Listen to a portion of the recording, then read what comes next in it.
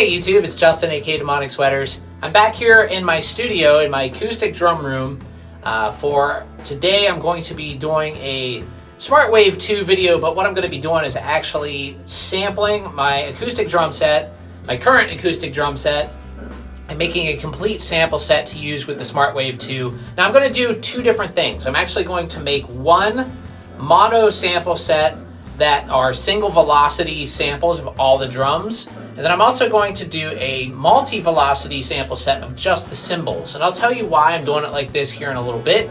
But basically the first one I plan on using all on its own as just a drum sample set. And then the second one I want to use in conjunction with my Roland TD8. So that way I can use my Roland TD8 drum sounds, but use my cymbal sounds for my acoustic set.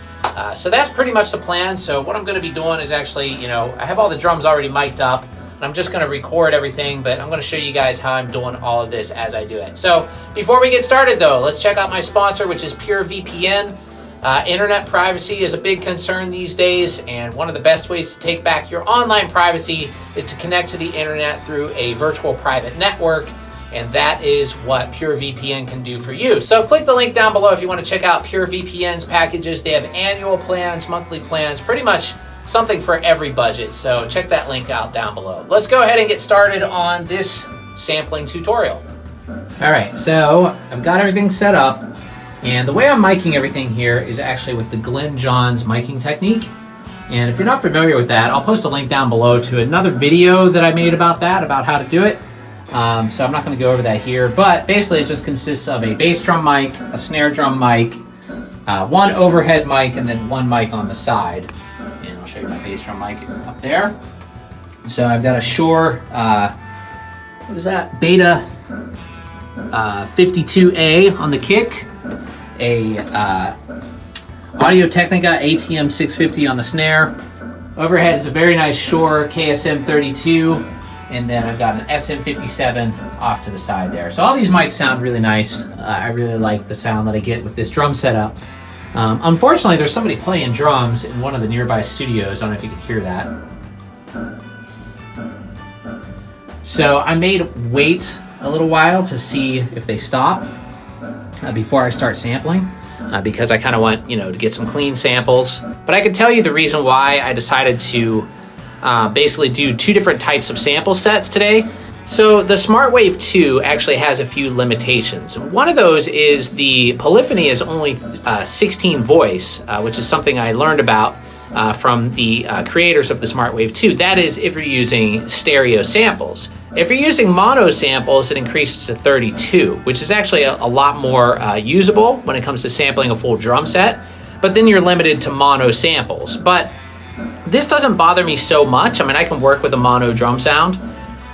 So what I'm gonna do is actually make a mono sample set of the full kit, and then I'm gonna do a stereo sample set of just the cymbals. That way, I'm only using the 16 voices for cymbals, and when I combine that with my electronic kit sounds at home, then I won't really be in risk of running out of voices. And plus I'll be able to get my real cymbal set, sample set, with my Roland kit at home. So I think it should sound pretty cool. And I've got some great sounding cymbals here that I like a lot.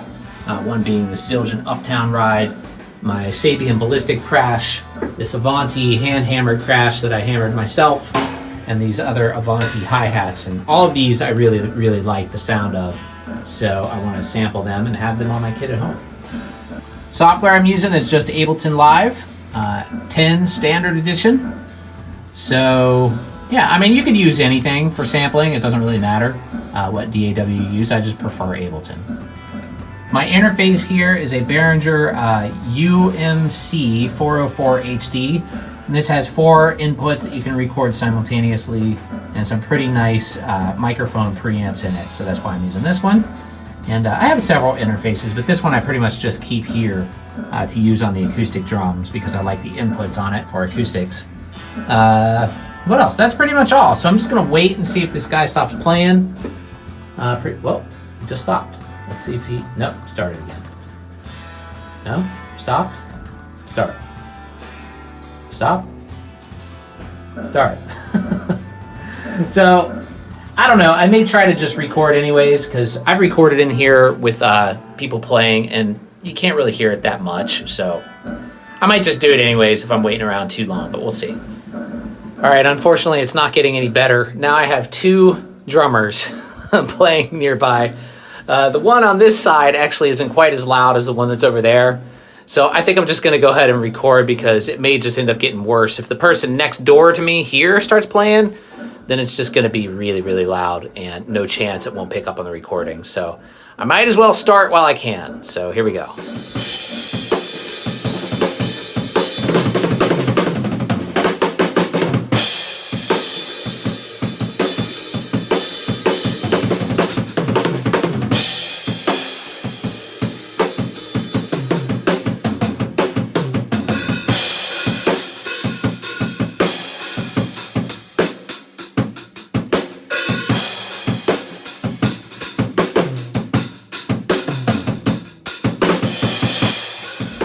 All right, I think I got enough samples, and hopefully there's enough there that don't have a lot of background noise to them.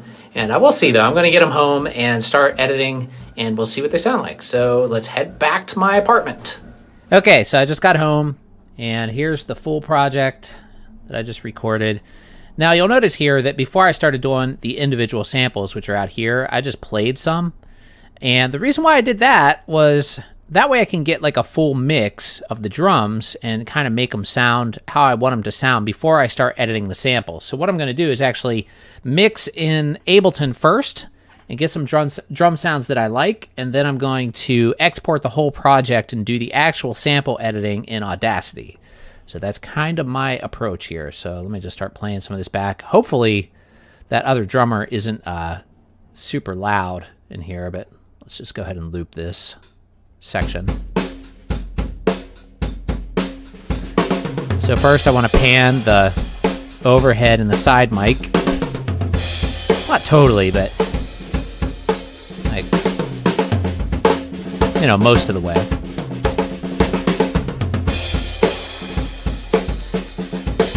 All right, so let's work on my kick first.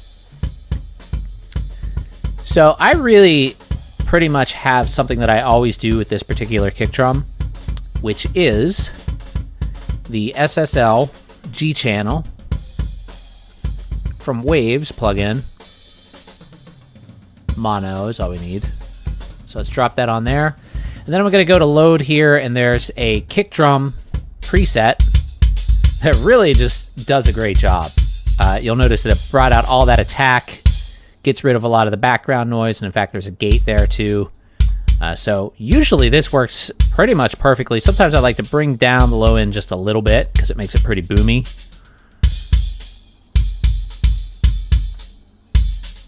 But that sounds pretty good for now. We'll maybe do a little bit more when we get to the, you know, the sample editing. But I think that's pretty good. So let's hear the snare now. Snare I may need to do a little bit more, but I also really like the SSL channel, so I'm going to use just the regular SSL G channel, or not G channel rather, the regular SSL channel on the snare right here. And let's bring up some highs. Actually, that kind of brought up the hi-hat, so let's bring up the high mids a little bit. First, let's find our frequency.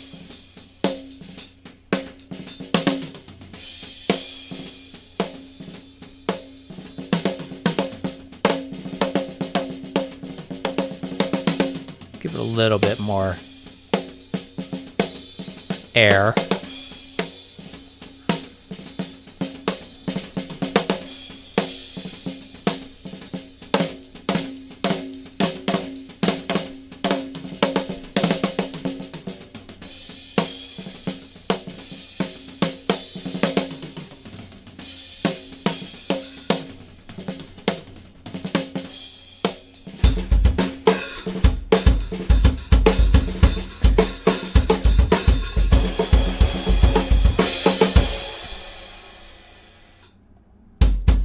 All right, so let's add these overheads to a group. So I'm gonna select both of them and then Control G for group. And Now here I'm going to put a little bit of compression, and I'm not sure which compressor I want to use just yet. Let's see. Now the problem with compressor, when we get into the actual sample editing, it's possible that it might make the background noise louder, but we'll see.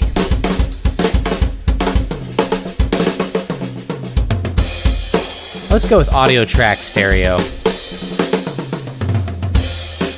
It's got a pretty easy to use compressor on it.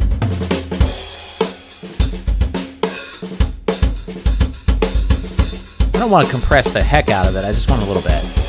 And also I'm going to play with EQ a bit, give it a little more air.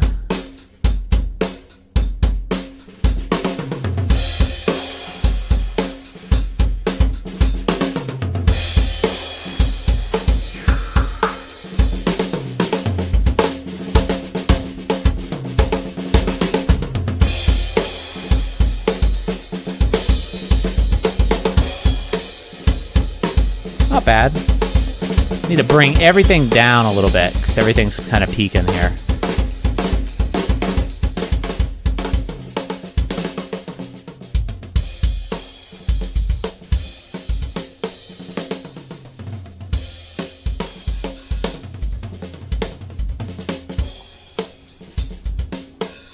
Need to move my camera out of the way.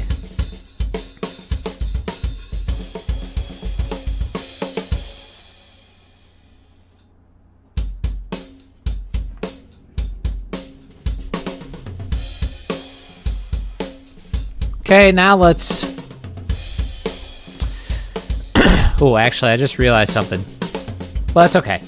Never mind. Thinking out loud. So on my output, my master output, rather, I want to use the Waves L1 Ultra Maximizer, which is a pretty much standby, always used plugin for me. I just absolutely love this plugin. Snare drum sounds pretty fat. Let's bring those overheads up a hair.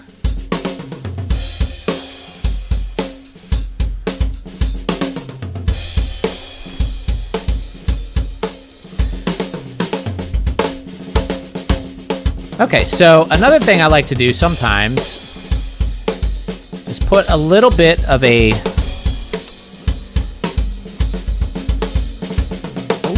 bite to the snare drum. So to do that, I'll use the saturator plugin on the snare. And just bring the drive up a little bit.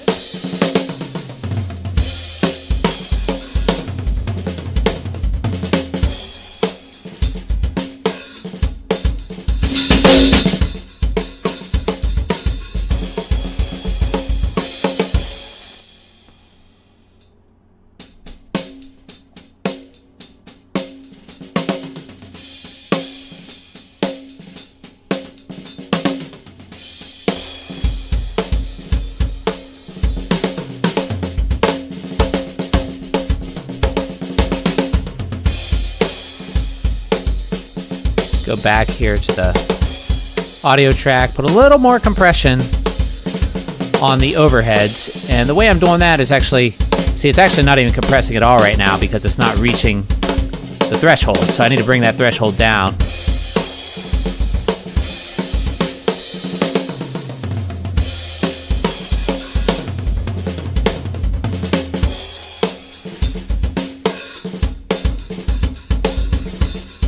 That sounded pretty good.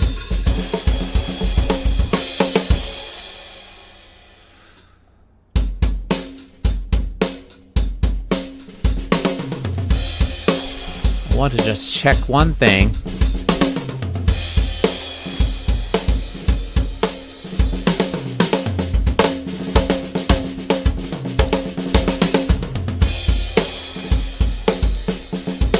Make sure we don't need to revert or invert the phase here.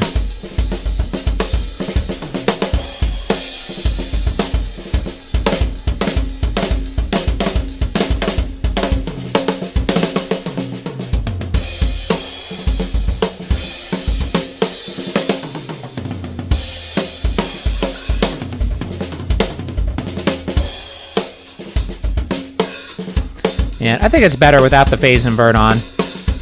But you should always check that.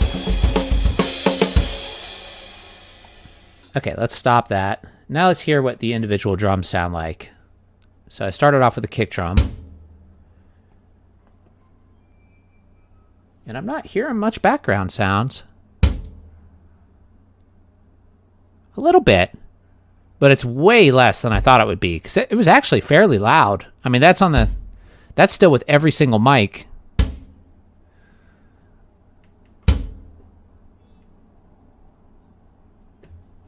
My hair is looking weird.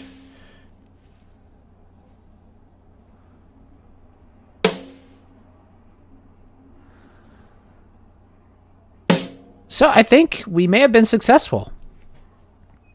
I'm not hearing that other drummer, like, at all, really. I mean, and I have my headphones cranked pretty loud. All right, if I turn them up all the way, I can hear him a little bit. But you're not going to be able to tell. You're not going to be able to hear that in the samples at all.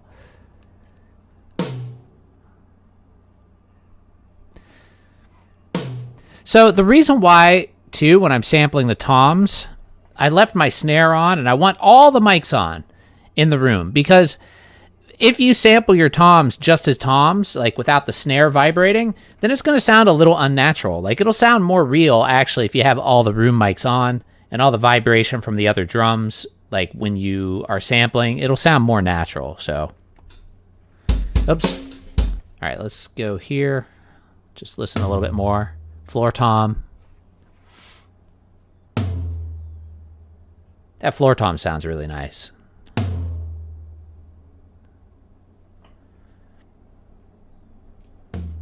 I almost feel like I should do... I like the Evans hydraulics on all the drums, except maybe I feel like on the rack tom, I want to try a different head on the rack tom. But everything else, I mean, I like it on the rack tom, but it's just a little bit too choked. But, all right, let's just hear these cymbals a little bit, because that's where we might run into some trouble. But hi-hat sounds good.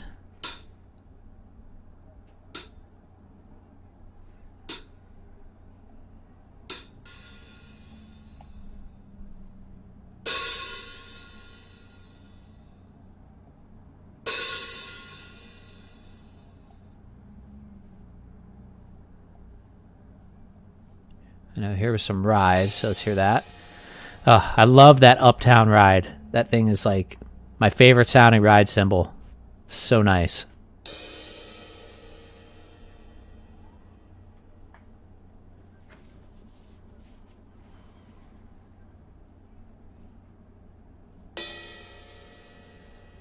It's crazy it's only an 18.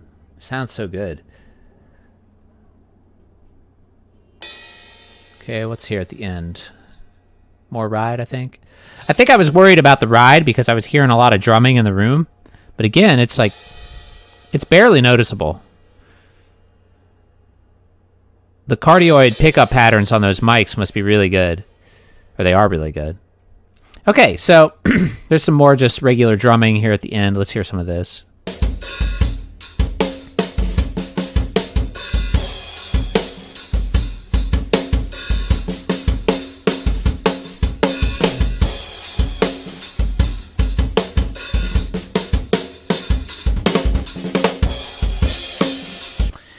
All right, I'm happy with that. I mean, I've mixed these drums a lot now and using these same plugins, so I kind of know what I like, and I'm pretty speedy with it.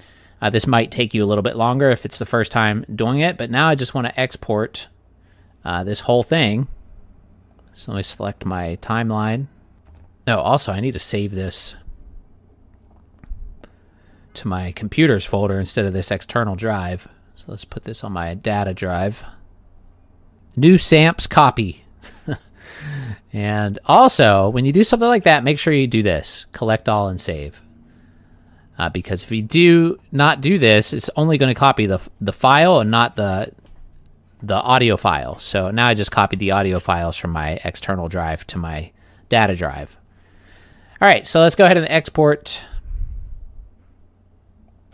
And I'm going to put this somewhere. What is this? Every 8-bit drum together? See, my naming is not That's what happens. I'll name things and I'm like, what is that? Like, what does that even mean? Okay, I'm going to be more specific here. So let's say Tama Club Jam Mini Full Kit Full Kit. All right, so now after that finishes exporting, I'll open up that file in Audacity, then we'll finish the editing up there. All right, time to do the editing. Now I have the file already imported into Audacity here. So first what I'm going to do is actually add a new track. So let's add a new... Well, actually, I'm going to add two... Well, what am I going to do first? Let's do...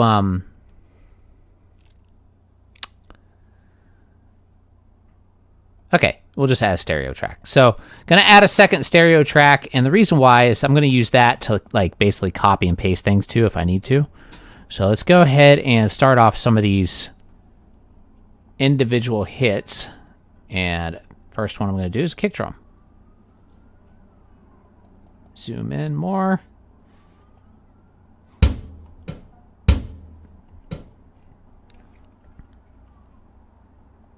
I just figured out that control mouse wheel zooms on Audacity. I actually never knew that.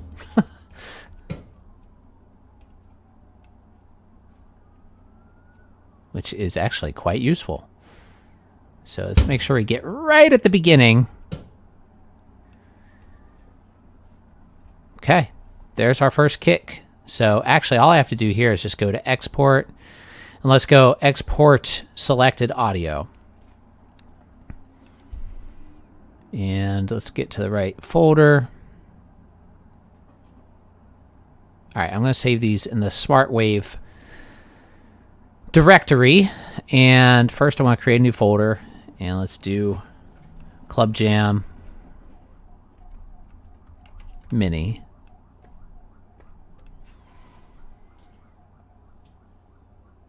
And kick. All right, I need to open up my reference here.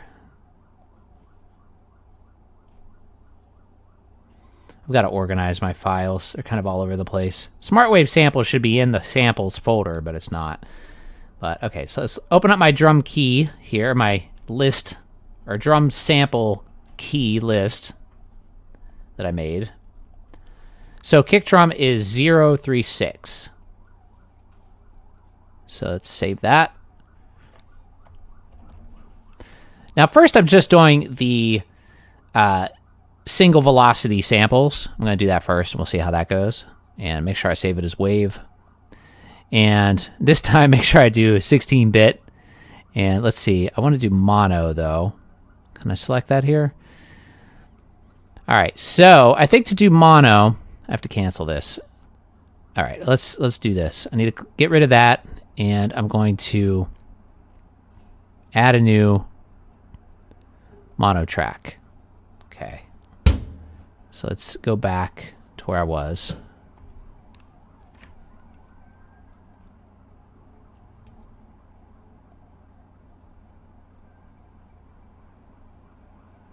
And actually now,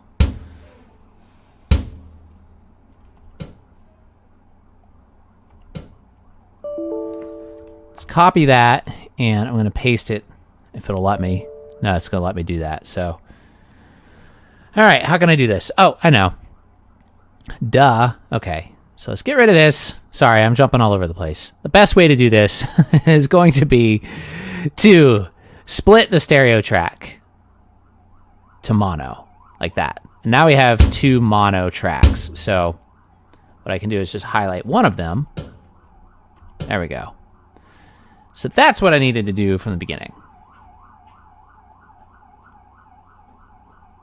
Then when I'm working on the stereo versions, I can pan those left and right.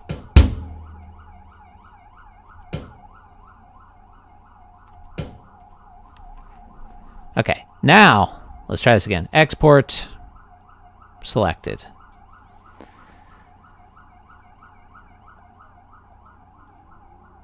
Club Jam Mini, and what was it, 36? Yes.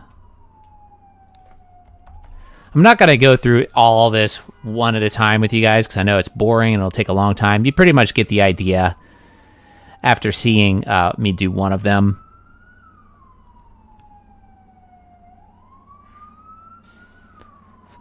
So signed 16-bit, save. All right. All right, so that's all I'm going to show you as far as the single velocity samples go. Now, though, I want to show you how I'm going to do the multi-layered cymbal samples. So let me show you, give you an example of one of those first. So let's find my first cymbal hitting, which I think is here. Yep, but that's the pedal, so let's not work on that one. Okay, so let's do our hi-hat, closed hi-hat. So at some point here, I think it looks like it's here. I did 4, yeah, okay, so here's 4 different velocities. And I want to pan left and right again this time. So my panning is accurate. All right, so let's go ahead and zoom in even more.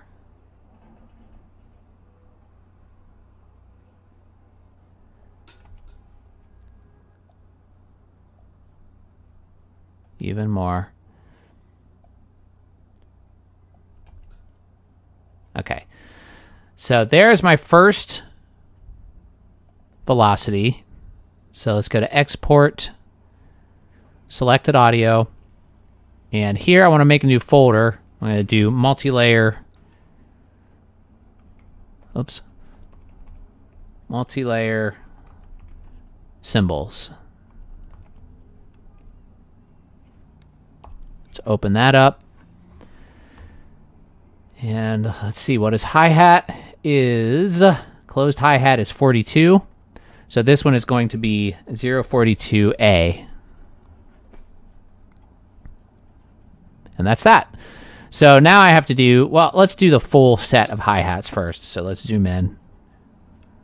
Or before I stop, I mean. Let's zoom in here. Okay. And that will be 042B. Export selected audio.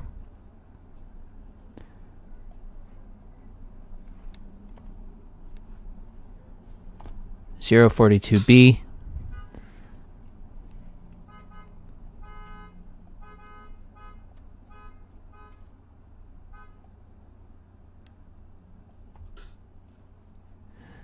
(042C). Oh, shoot. Selected the wrong one. Make sure you do selected audio or it'll be the full file.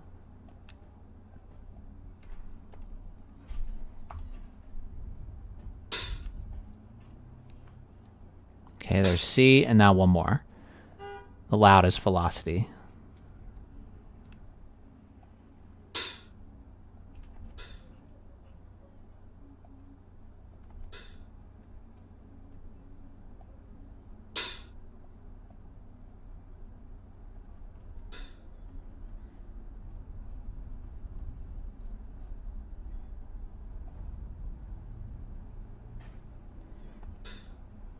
Okay, that looks good, so let's save that one.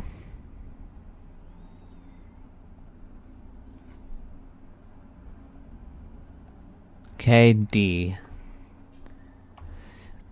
All right, so there are my new hi-hats, or at least the closed hi-hats.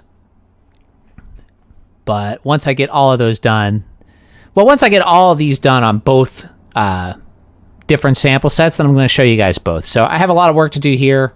And then I'll come back once all that's done, then show you guys the result.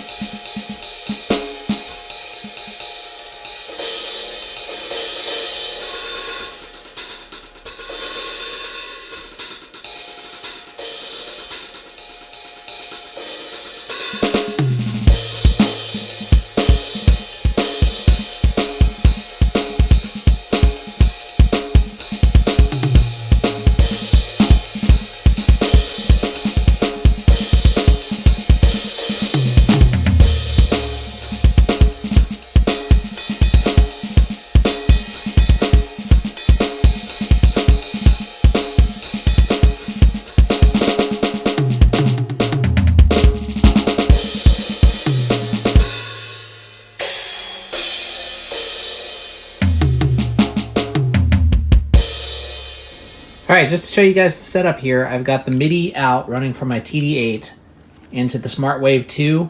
And for what you just heard, the last part there with just the cymbals, how that's working is basically the outputs from the SmartWAV are going to inputs 3 and 4 on my interface, and then the outputs from the TD8 are going in inputs 1 and 2. And so I just record 4 tracks simultaneously on Ableton Live over there. And yeah, that's how I did that. The first one that you heard that was just the SmartWAV, all I had to do was just record 2 channels. Actually, I could have just done 1 channel since it was mono, but I already had 2 channels hooked up. But yeah, so it works really good like this. It's cool because then you can add like, you know, like just extra voices. And all I had to do for the second example is I just turned down on my little mixer here my hi-hat and my cymbals. And then I use the hi-hat and cymbals out of the SmartWAV. Although this one over here, you were still able to hear the cymbal from the Roland TD8 because that's actually on Tom 1. But I can fix that. I just have to remap some things. And also, the one thing I noticed too is it's hard for me to trigger my bell on the SmartWAV, but I think that has more to do with my ride, since I have this 3-zone ride kind of rigged up on the TD8, which doesn't support 3-zone rides, but I got it to work. So I think that has more to do with that than to do with the actual SmartWAV, but it does trigger. It's just hard to get. You have to hit the bell like in the exact right spot for it to do it. But if I'm just using the sounds in the module, it works okay, where I don't have to worry about it as much. But yeah, so overall, pretty cool. It just shows there's a lot of possibilities of what you can do with this little thing. It's a really cool little device, and I'll post a link down below where you can pick one of these up. And yeah, I'm having a lot of fun with this thing. I'm just seeing what I could do with it, you know, and like what other, you know, uses I can find for it. You know, you could actually put anything in there you want. You could sample anything. It doesn't have to be drums. You could have, you know, random sounds or like keyboard sounds or actual musical notes or just, you know, a whole sample set, like whatever you want to do. So it's pretty cool. Anyway, thanks for watching, everybody. Don't forget to subscribe and click the bell icon so you get notified every time I upload new content. And follow me on Spotify. There's a link down below, Demonic Sweaters. I have a new album coming out on December 4th, and I think it's going to be really cool, and you guys will probably like it. So anyway, thanks for watching, everybody. I'll see you guys really soon. Bye-bye.